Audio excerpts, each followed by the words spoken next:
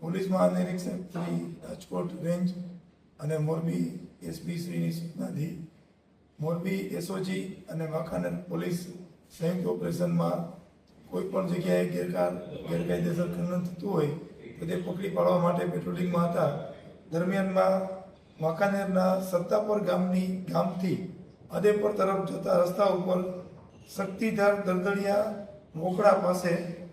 રામાપીરની ટેકરી પાસે રમેશભાઈ ગોધરદાસ ખોજરેજી નામનો ઈસમ જે પોતે રહેવાસી રાજકોટનો છે, પોતાના કબજામાં ગેરકાયદેસર એક્સપ્લોઝિવ રાખી અને એક્સપ્લોઝિવના જથ્થાથી ગેરકાયદેસર રીતે સરકારી ખરાબામાં પથ્થરો કાઢવાની તૈયારી કરી રહ્યા હતા અને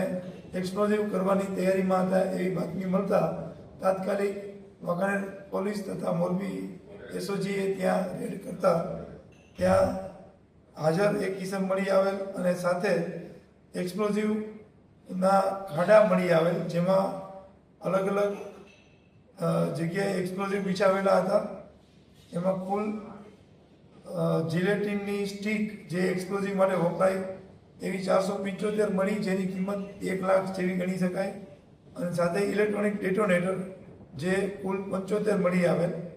અને અમુક જે ખાડામાં અંદર દટાયેલા જે જિલેટિન હતા જે તૈયાર એક્સપ્લોઝિવ કરવા માટે તૈયાર કહેવાય એવા પણ મળી આવે, જેથી આ અંગે બીએનએસની કલમ 288, 110 તથા એક્સપ્લોઝિવ એક્ટ મુજબ આમાં ગુનો દાખલ કરવામાં આવેલ છે અને લોકોની જાનની જોખમ થાય તે રીતે આ કાર્યવાહી કરી રહેલ હોય ત્યાં હાજર મળી આવેલ ઈસમ રમેશ ગોરધનદાસ ખોજરેજીને અટક કરવામાં આવેલ છે.